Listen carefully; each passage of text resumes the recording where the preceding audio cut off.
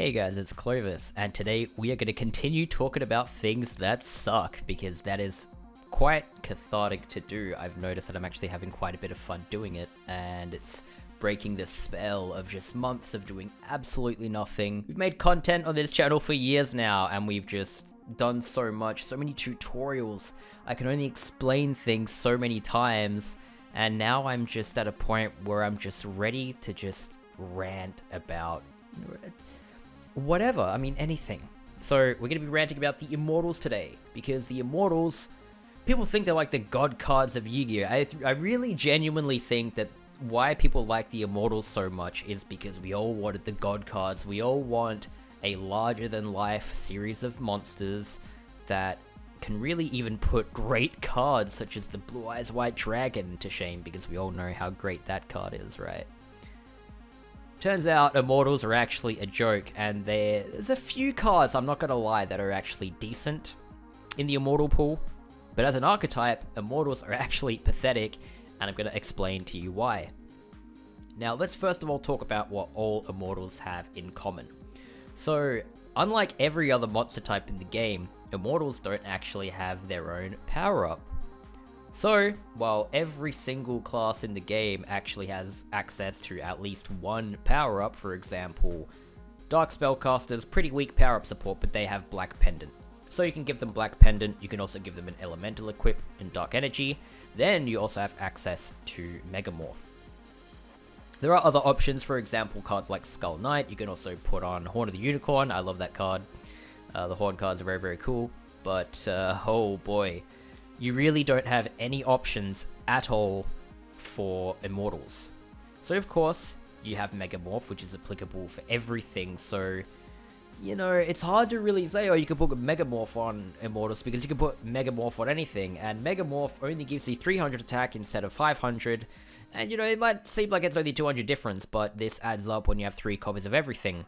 So, instead of drawing 3 Immortal equips that are worth 500 each, which is a default, and that would give an Immortal 1500 attack bonus, giving them 3 Megamorphs, it's 900 attack, which is really not as good. What else can we talk about? In regards to power-ups, the Elemental power-ups. So, this is fine if you have a deck full of monsters that are all the same attribute, right? Let's say you've got a deck of fairies. Apart from Dome of the Angel of Silence and Dancing Elf, which you use Dancing Elf for fusions anyways, you're best off basically prioritizing Silver Bow and Arrow and then Bright Castle. So effectively, the way you construct a deck, having about 20 plus monsters, now you have access to 6 equips that give 500 attack and defense. And in a situation of deck building, remember, this is really, really important.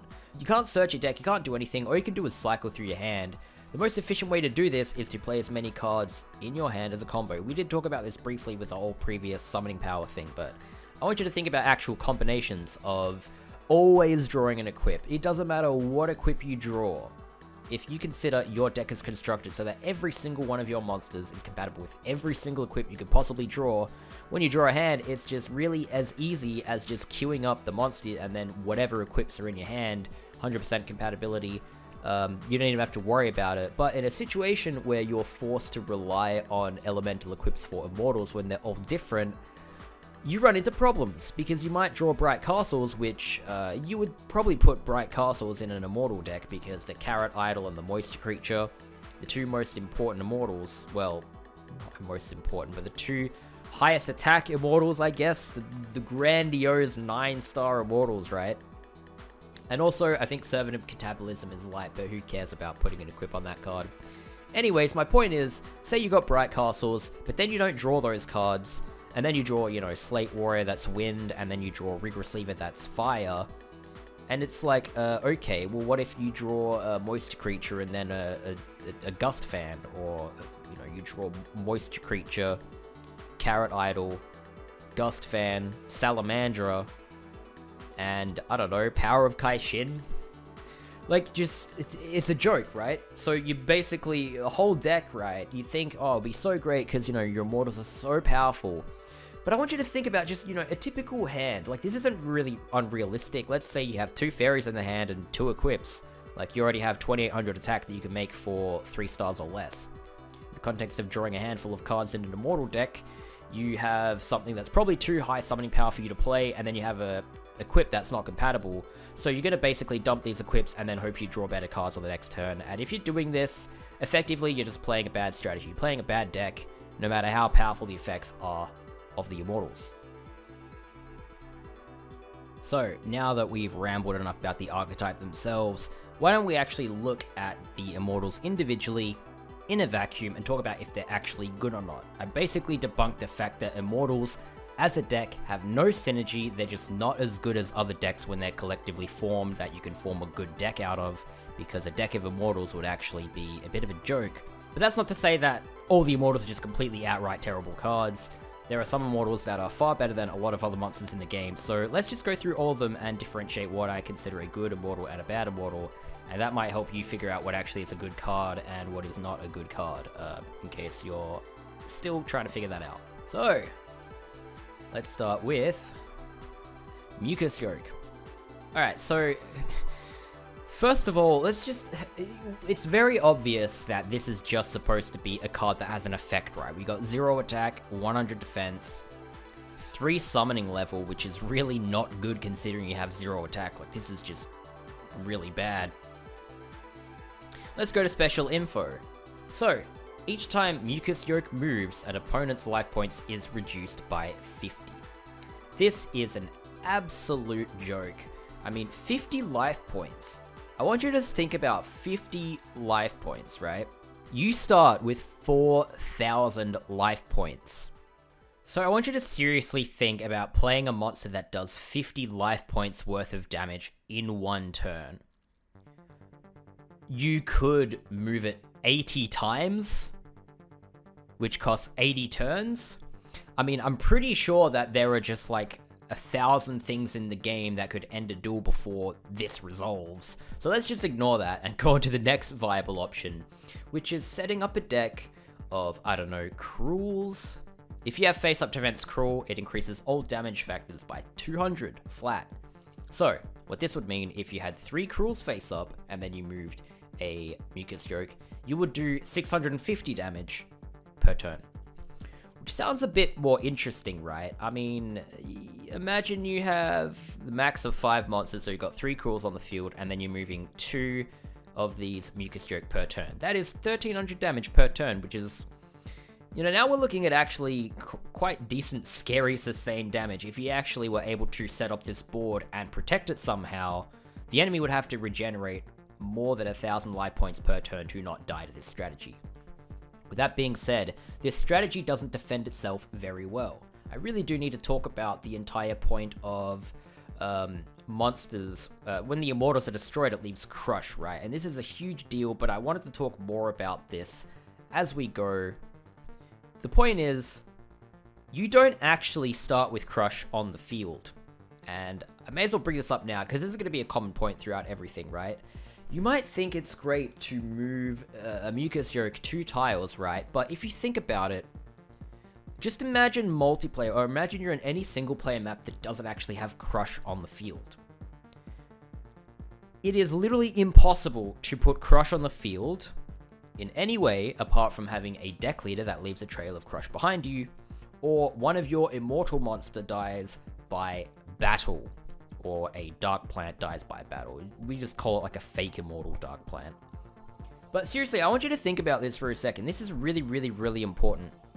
A lot of people think that Immortals are like really great. They're just the best type ever because they just crush all over the field and it kills all the enemy monsters. It's like in the anime where Pegasus uses the Crush card against Seto Kaiba and he can't use Blue Eyes White Dragon, and the almighty Blue Eyes White Dragon falls and rots to pieces, and Seto has like 250 life points, and it's so tragic and sad. But the truth is, in multiplayer Duels of the Roses, someone would just dark hole your Immortal board, all your Immortals die, it doesn't leave any Crush, and then like, this deck isn't better than any other deck. Like, what did it do? What did it accomplish? It didn't leave Crush anywhere. It had a bunch of crappy effects. It took you 4 turns to bring out, you know, the strong Immortal card like a Carat Idol or a Moisture Creature.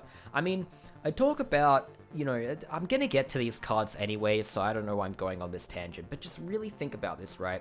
Think about just playing Mucus Yolk, this 0 attack card, And, I mean, everyone knows what Immortals do. Everyone knows, like, if you got a card that's going to move and do life point damage to the enemy, it's completely telegraphed. The enemy knows this is Mucus Yolk. They're not going to attack a defense position Mucus Yolk. Well, you're not going to have a defense position Mucus Yolk anyway. You're going to move it back and forth in attack mode with no equip support. And then if the enemy just attacks your Mucus Yolk with a 4,000 attack card, which is actually more than possible in this game to achieve within like 2 or even 1 turn, you just OTK someone by attacking their attack position Mucus Yolk that they were moving back and forth to deal 50 life point damage to you. It's just a free direct attack on the board. It's, who cares if Crush is left on the field if you've already lost the duel, like it's just stupid. So forget about Mucus Yolk, let's move on to the next card. The next card is Jowls of Dark Demise. Yeah, you can see there's like one of these epic, so spooky cards. You look at it, it's like the creepy eyes in the mouth. It's so cool because it has this effect that is so long. It's like a modern Yu-Gi-Oh card. Remember, like all these people are talking about, oh, Yu-Gi-Oh sucks now, the effects are too long. Well, look at Jowls of Dark Demise. It's like, I'm pretty sure it's the only card in the game that has the effect, like text size this small. Basically what this does is you flip it up and it takes control over the monster that is flipped up by. So again, like this is the only thing that this card does. If the enemy attacks into it when it's face down, or you attack into an enemy when Jowls of Dark Demise is face down, it takes control of that monster permanently, which is arguably a lot stronger than just taking it for 1 turn. And a lot of people think, you know, permanent effects and stuff are like really, really powerful, but again, if we actually were to decipher a metagame, I think duels will actually be quite short, and the permanent effect wouldn't have too much valuable over, for example, just using a change of heart or a brain control in 1 turn to just finish the duel off, like if the enemy plays something really, really, really powerful next to them, and next turn you're able to actually just take control over that and attack them directly. That, in my opinion, is more threatening than attacking into someone with a Jowls of Dark Demise to take control of their card, because if they have a trap card, then your board gets wiped, or your Jowls of Dark Demise, let's say it's a short-term trap, even just literally any trap that would disable it. I mean, it would just flip it face up and disable the effect, and then at best, you'd have a 200 attack card on the field face up. And again, it doesn't actually matter if it leaves Crush on the field. If the enemy actually sees this card, it's flipped face up, and you attack it directly, you can deal so much damage if you successfully pull this attack off, that it's just a sitting duck. It's basically just, you're giving the enemy a free direct attack. I don't know what you're thinking, like, it's ridiculous. Am I just assuming that everyone's gonna flip this card up? Well, actually, yeah, because, I mean, we have the open card leader ability and extended support range on a few archetypes, including warriors. And again, yeah, these are kind of weak, but the reason why I bring this up is, if Jowls of Dark Demise was really that serious of a threat, if everyone was losing to Jowls of Dark Demise, people would implement a playstyle that would flip their opponent's cards open, or use a deck leader that flips their opponent's cards open. And there you go, Jowls of Dark Demise is just removed from the game, basically. It's just useless. No one's ever going to play it because it would never resolve, and you would just be wasting your time playing this 200 attack mortal that can't even do anything but just be flip face up, and you have this little floating head bouncing around and it just does nothing, and you deal 4,000 damage when you attack it, and congratulations, your Immortal deck has lost. Who cares? Oh, now we've got Souleater. You know, the fucking Metal Gear Solid thing. I'm not a singer, so I'm not going to do it. 1200 attack, 4 stars, 0 defense. Kind of interesting card, but obviously it's all about the effect. When you flip this card face up defense, every single card gets sucked out of the graveyard, increases this by 200 attack and defense.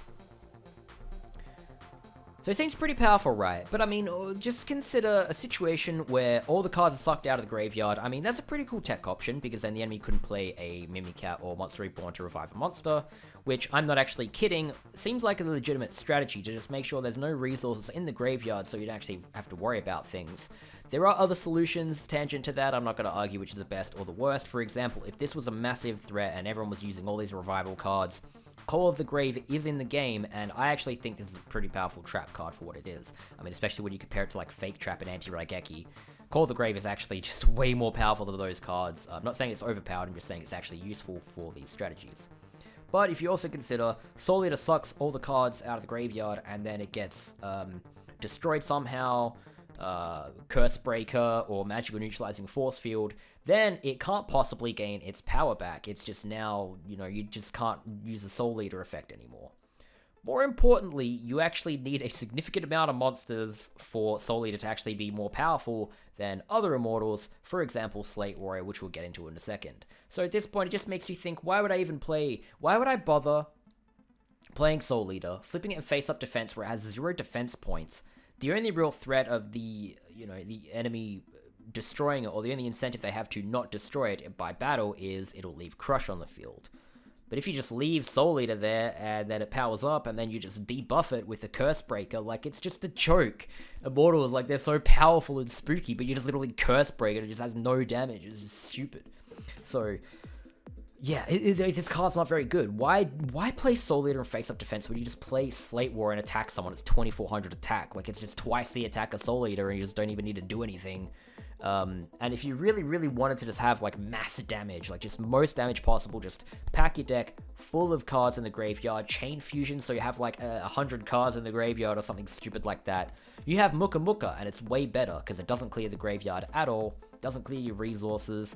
You can just continuously flip back up if you have Darkness Approaches, and it will just, the effect will just keep applying to itself and buff it up, and you can get that card to 9999 way, way, way easier than Souleater.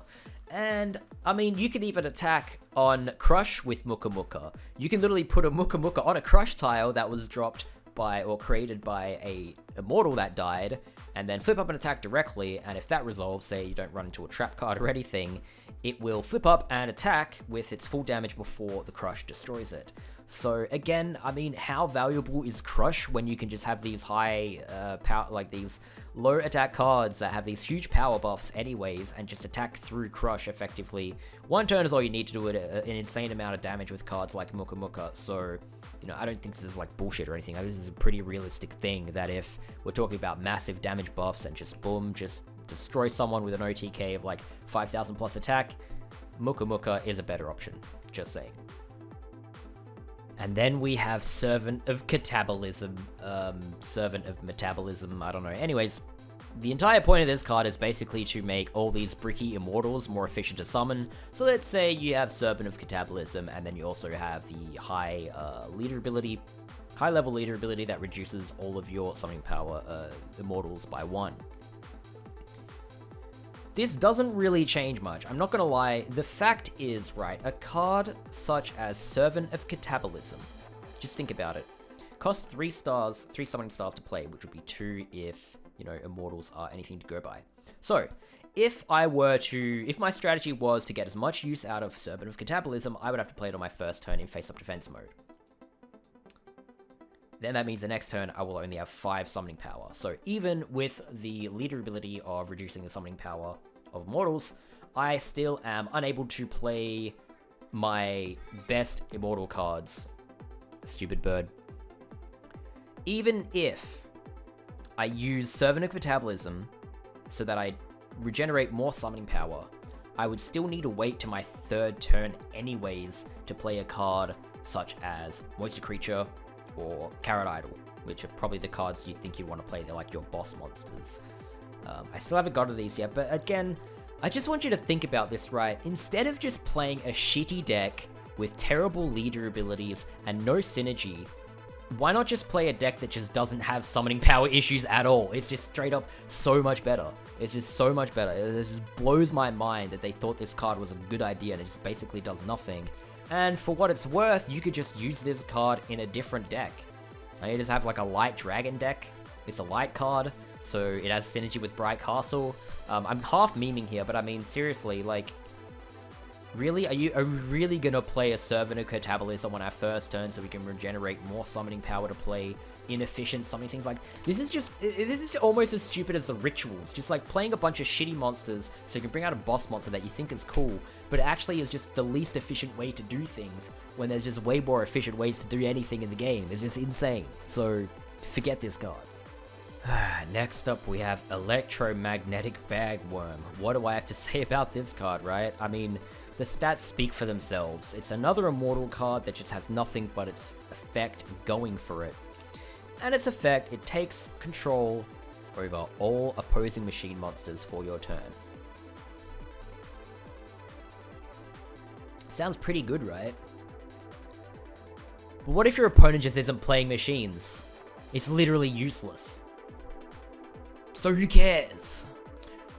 Ooh, now we're actually getting to a juicy card. Look at this. Rigras Leever. Now, I am not kidding when I say this is one of the best Immortals. I would say Rigras Leever and Slate Warrior are actually good cards. Again, regardless of if they're Immortal. It's like 1600 attack for 3 stars is already like huge. And don't forget, you can theoretically reduce this to 2 summoning level. I don't even really think this makes a huge substantial difference because the fact is, remember, you regenerate 3 summoning level every single turn. So what that means is, a card like Rigras Leever is that no matter what turn it is, if you draw it, you can play it. Even if the enemy magic drain you or something, you regenerate 3 summoning power and then you can play it. The only counter to this situation is Fiend's Mirror, but Fiend's Mirror is a ritual monster you're supposed to summon, and I heavily doubt that people are going to be playing Fiend's Mirror control decks because you can't actually stack the effects of Fiend's Mirror. You can only play 1, and I mean, it's not that good. You're playing a 6-star face-up defense Fiend just to lower your opponent's summoning level regeneration. By the time you do that, it's probably not good. But anyways, my point is, 1600 attack for 3 summoning level right out of the pocket really isn't bad at all. When you consider the effect, it has a extremely powerful effect. No spell card in the game actually has an effect that wipes the hands. Rigras Leever, it does wipe both hands, but as we have discussed many times, the most efficient way to play is to combo your entire hand. So, in a situation where you've comboed your entire hand, then you play Rigras Leever, you can obviously potentially destroy the enemy's hand and not your own. Depending on how the enemy playing is actually how effective this will be, but look, I'm not going to understate the value of being able to just destroy your entire hand, or the enemy's entire hand rather. It's more of like a PvP thing, or rather PvE, I'm sorry, not PvP, I just said the complete opposite term, but clearing the opponent's hands in the main game is kind of cool. This card has decent stats.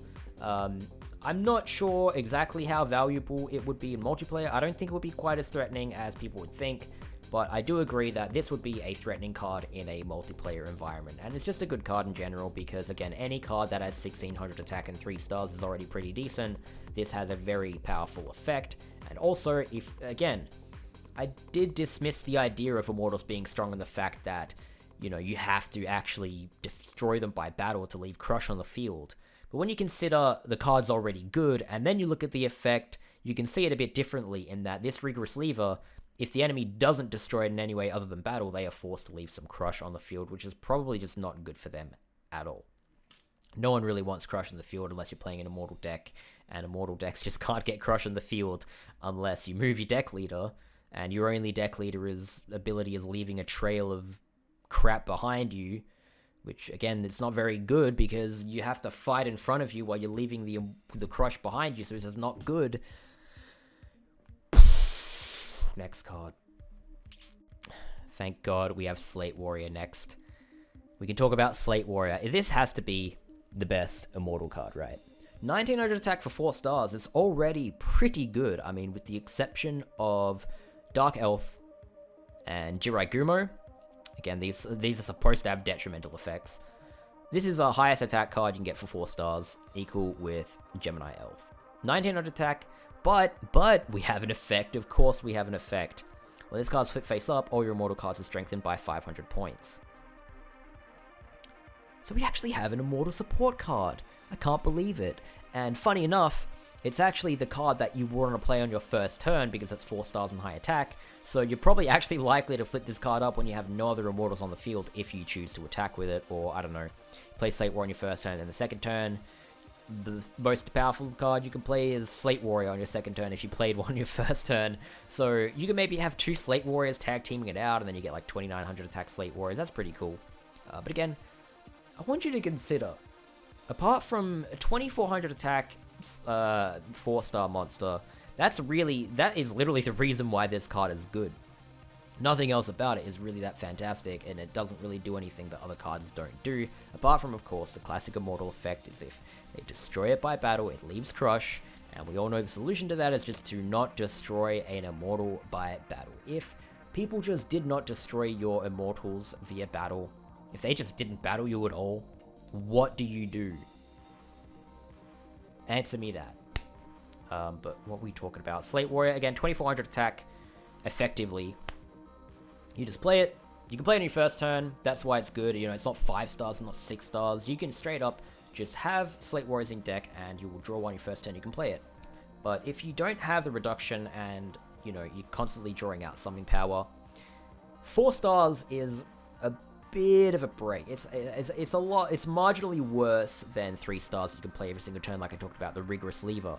In situations where you're getting, you know, you're using all your summoning power constantly, you just need, I don't know, like 1000 attack to destroy the enemy. Of course, you have options like Tremendous Fire, or you have a direct attack from a monster that has 3 SP or lower. If you have 4 SP, it doesn't matter what the attack is. If you can't play it, you cannot play it. So it's a bit of a shame, isn't it? And then we get to Shapesnatch. Oh my god, this card is absolutely ridiculous. So we talked before about, you know, just cards are only as useful as what they're countering or whatever, right? Like the Electromagnetic Bagworm is only really good if the enemy plays machines. So the effect of Shapesnatch is that its attack and defense copies the enemy's leader attacks for attacks and your own leader's defense when defending. So what this means is that this card, when in attack mode, is the same attack as your opponent's deck leader. So let's imagine a game state, some dystopian hell of a game state where Shapesnatch is a legit tech option. You just start using low attack deck leaders, and then Shapesnatch is terrible. I mean, look back at Shapesnatch, we got costs 5 summon level to play, so you can't even play Shapesnatch on your first turn. You also actually cannot equip Shapesnatch with anything to increase its attack and defense. You can equip it with, you know, Megamorph or Ryoku or Dark Energy, but the attack of Shapesnatch will always stay the same. It'll always stay whatever the opponent deck leader attack is. So, I don't know, people are actually running Shapesnatch decks, then, you know, I don't know, if you have like a Blue Eyes Ultimate Dragon deck leader instead of a Blue Eyes White Dragon, or for example, Harpy's Pet Dragon, these all have the exact same leader abilities. There's absolutely no reason to have Blue Eyes Ultimate Dragon instead of Harpy's Pet Dragon for any reason other than just you like the monster, right? I mean, as a deck leader, all it does is give your monsters leader abilities, and it has a model on the field, which does nothing. It's just an aesthetic thing. So in a situation where everyone's like using Blue Eyes Ultimate Dragon deck leaders, and everyone's like, okay, I'm just gonna play Shapesnatch and it's 4500 attack, I'm pretty sure people very, very quickly would stop using Blue Eyes Ultimate Dragon deck leaders and just play, you know, I don't know, say if they are running a dragon deck. Just do a Harpy's Pet Dragon, has the maxed out benefits of a dragon deck leader, and it just has 2000 attack. You know, it's a bit better than, I don't know, like, well, you know, the enemy just has, I don't know, maybe they have a Mucus Yolk deck leader, so your Shapesnatch is 0 attack. Like, this is a hard counter. Shapesnatch is now useless. And if you're going to tell me that a strategy is to have the highest defense card, like Wall Shadow, and then just defend with Shapesnatch, like, Wall Shadow is 3000 defense and 5 stars anyways. So just, I don't know, play that. It can go through Labyrinth. That's probably marginally better than just, you know, playing a card, like, high defense Shapesnatch. The whole point of Immortals is you want the enemy to actually destroy your Immortals to leave Crush on the field. So putting up a face-up defense Shapesnatch wall is basically saying, don't attack me in an archetype where you actually rely on the enemy to attack and destroy your monsters to achieve an advantage on the field, which again, the enemy can just wipe away with any terrain cards or water cards, and they are more sustainable than having your Immortals destroyed by battle. In fact, the most sustainable way to actually put Crush on the field is to literally kamikaze your Immortals into the enemy. Without that, they're not going to attack you. Just a fact. Timeater, bit of a joke. I really don't want to spend too long on this because I'm just going to go straight to the effect. Of course, we talk about like 1900 attack for 6 stars is a joke when you have 1900 attack for 4 stars here. Then you look at the effect. While this card is face up with the defense position, the countdown speed for spellbound cards are doubled should a turn count be involved. So what this means is instead of being spellbound for 3 turns, you'll be spellbound for 6 turns. Here's a better idea actually. Let's go to the rocks. Ancient Jar. One summoning point. One summoning point. Literally the lowest possible summoning level you can achieve without having 0 summoning level, for example, with reductions. Right, so we can all agree 1 summoning level is fine. Anyone can play this, anyone can afford to stick this in their deck. 11 deck cost. and this disables the turns counting for spellbinding. So what this means is that instead of if this isn't face-up defense mode, right, instead of a Timeater, basically, instead of turning a 1-turn spellbound into a 2-turn spellbind, it just turns all spellbinding effects into permanent spellbinding effects.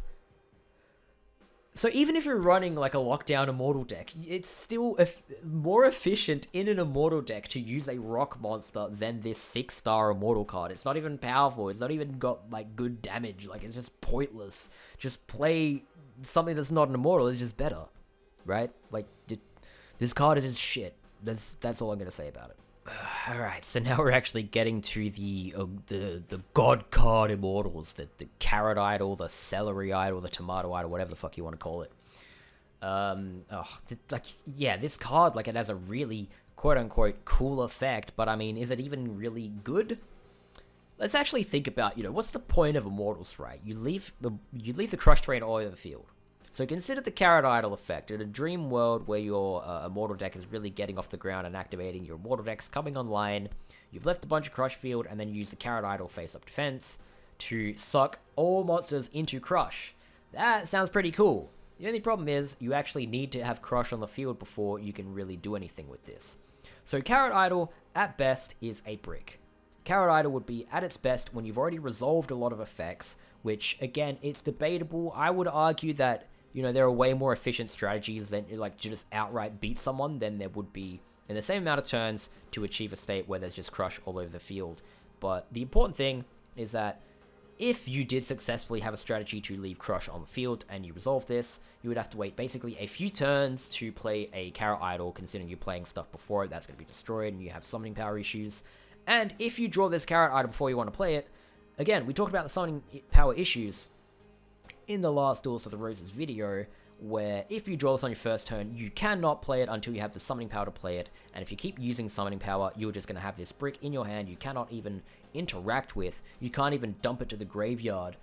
In fact, maybe the point is to actually just use Rigras Leever to dump all these high SP cards and then revive them with Monster Reborn, but again, in reality, you can do that with absolutely any strategy. So, it's really hard to advocate and argue that, Carat Idol is necessarily good. 2600 attack Immortal for 9 stars, I mean, okay. Its effect is kind of cool, but it's not necessarily good. All these, like, cool, wacky effects, like, they're just not good, I'm sorry, but all these effects that are slow and they take time, these slow strategies, we all think they're cool as casual players because we use them against the enemy and trivialize the game and, laughed at how bad the AI are when they don't react to these things. But truthfully, I honestly think that if this game really had multiplayer client and people doing slow strategies, they would just get completely bodied by faster strategies, just people pumping out constant damage and just going for the throat. When you're trying to set out, your first turn, you play Servant of Catabolism in defense mode, and then the second turn, you play Rigras Leever in defense mode so you can prepare your hand, and then once you have the right cards in your hand, you're gonna flip Rigras Leever up and destroy the enemy and ruin their plans, right? And then by the time they've done this, well, they've just played a fucking 4300 attack twin-headed Thunder Dragon, just attacked you directly on the second turn because they had a Dragon deck leader and all this shit. And they didn't even need to destroy one of your monsters, so there's no Crush Terrain on the field. You got OTK'd because you play a shitty Immortal deck, and the enemy played a Dragon deck, which isn't even good. It just outright beats your deck because your deck sucks because it's Immortals. You get the point now? On to the next card. Moisture Creature. So, pretty much repeating the exact same things I said about Carat Idol. It really, I mean, they're both light, they both have the same summoning power. The only real difference is that Moisture Creature has 200 more attack and 200 less defense. These values really don't matter that much. I'm not kidding when I say that, because either you're going to have a weak monster or you're going to have something powerful. It's not like everyone's going to be playing, Blue Eyes White Dragon couldn't kill a defense mode Carat Idol and this made all the difference in a duel. Like, this shit doesn't matter, right? So the effect of Moisture Creature, well, this card is face up in the defense position. The opposing leader's powers are rendered ineffective. So I know what you're thinking, right? I know what you're thinking, I just love leader abilities and how they change the meta and everything. So you'd think that Moisture Creature is this unique tech option that, you play Moisture Creature in face-up defense mode, and then, oh no, the enemy doesn't have leader abilities anymore. the thing is, remember, you literally need to wait until your third turn to play Moisture Creature, and to do that, you need to not use, you just need to save your summoning power in your first 2 turns. So yeah, you can set a Mirror Force and I don't know, something weak, something low SP, Magic Jam, or I don't know, I'm just using my imagination here, and then you play a face-up defense Moisture Creature. The enemy has had 2 turns to actually achieve something, right? The enemy has 2 turns to move towards you, play their monsters, and attack you. By the time Moisture Creature's face-up defense resolves, I mean, the duel's kind of already over if this is your strategy. If your strategy is really just rushing a face-up defense Moisture Creature, this is an absolute joke. Like, what have you accomplished? Yeah, you've done absolutely nothing. And even if you go to all this effort and disable these overpowered leader abilities, they still have a deck. I mean, what if it's a deck type that doesn't actually rely on leader abilities at all? It just uses them to assist and get an advantage on their first few turns by playing some high SP monsters for less of a cost, you know, like dragons or machines. And again, imagine machines, like, by the time you brought out a Moisture Creature, even if you started first, you've given the machine deck 2 free turns to just do whatever the hell they want, and machines can literally kill you within 2 turns. I have proven this. If I forget, yell at me again in the comment section, tell me I'm stupid, but there'll be a video here basically showing that you could beat anyone theoretically in 2 turns with machine deck. And I know the AI is stupid and they can't react, but the fact is, on the board 7x7 grid, when you have machines and deck leader abilities, it is possible. And the fact is, no matter what the enemy do to react to this, whether you're playing your Mirror Forces or whatever other trap cards, Moisture Creature on the 3rd turn is just not a strategy you do to counter or stop this. Compared to something like playing just a Mirror Force or a Mirror Wall on your 1st turn, if you're starting 2nd, nothing else really compares to this. Moisture Creature is just really completely useless compared to a strategy where you just play defensive trap cards if you're starting 2nd. And I can't stress this enough, starting 2nd, you're probably going to lose anyway. If you imagine the Immortals starting 2nd, it is an absolute joke. You are just going to lose every duel before you can even play a Carat Idol or a Moisture Creature. Like, it's just not good. It's just shit. It's absolutely crap. So in saying that, I'm pretty sure that we've actually gone through all the Immortals. There is a grand total of 11. Grand total of 11, and only 2 of them are good, and, you know, they're not good, like, you know, it's not good in the fact that you make an Immortal deck based around them. You actually can't, because they have 2 separate elements, so, you know, think about making, like, the optimal Immortal deck. You'd have 3 Slate Warrior, and then 3 Rigras Leever, and then, 3 Megamorphs. You can't really build the deck out of 9 cards. Like, it's just, that's not how the game works, because you don't have any drawing power or deck searching or anything. All you could do is just dump your cards and cycle through them and play the best thing that's in your hand at any given possible time. So, if you have all these monsters, no fusion synergy, no power-up synergy, everything's like high summoning power except like 2 cards, and the low SP cards are just useless, or it's like 0 attack and 3 summoning power Mucus Yolk. I think you guys get the point, right? This deck's just, you can't construct a good Immortal deck, and then when you go in to actually play with it, you kind of realize, well, imagine just the field's always normal, right? This is the most fair, logical field for every deck. Like, you know, no Stonehenge, because that would favor, like, warriors on the outside. Just imagine a plain field, okay? No bias, no bullshit. How do you get Crush on the field? Again, I've already explained this. You literally need to have your Immortal cards or a Dark Plant be destroyed by battle, or you have the deck leader ability in which it leaves a trail of Crush behind you in a map where you're effectively, like, your back is literally against the wall, so either you move forward and leave a trail behind you and you have no Crush in front of you, or you move sideways, or like you move forward once and then sideways once, and then backwards once, and there's a Crush tile in front of you. I mean, that takes 3 turns to leave a Crush tile in front of you. Like, it's just so stupid. It's just so bad. Like, I'm sorry that there's no God cards in this game, okay? I know that this game was released after the God cards came out, but it's not my fault that Konami didn't give a shit and they just did whatever the fuck they wanted to claim some money because they needed a Yu-Gi-Oh game on the PlayStation 2 when Yu-Gi-Oh was popular, so they just gave us all these fucking Immortals or wacky Immortals instead of the God cards that we actually wanted. And then, 20 years later, what's the result of this? Just YouTube comments saying, I wish we had the God cards in the game? Or, Redux mod, you should add the God cards in the game. And you know why people say that? It's literally because Immortals just aren't good enough to satisfy Yu-Gi-Oh fans. It's not good enough to satisfy the people in the game. Immortals really seem great because they're elusive and there's something to collect. But again, this isn't a game that's really not good. I already discussed this as well. Again, video if I remember to put it in there. So, think about it, right? Just... Immortals are just there, and they're just kind of a joke. They're supposed to be this really powerful set of cards, but I mean, ultimately, most of them are quite bad. I don't know, I've already explained everything. That was kind of the whole point of the video, and I don't even know how long this video is because I split it up and, did the cards one by one after already rambling about them, and then I rambled again at the end, and I'm over it. I really, just, Immortals, for anyone saying Immortals are the best type in the game, a lot of people say a lot of things, and I know I say things when I can't prove things either, because there's no real PvP client for the game, whatever, but if you played Immortals, you would lose a lot, and if you won, it was literally because your opponent somehow had a shittier deck than you did, or they're just a terrible player and they have no idea how to play the game. And that's funny because you can contextualize the same thing with the AI in the game, right? It's extremely easy to beat the enemy when they're just stupid. The AI just doesn't react to anything.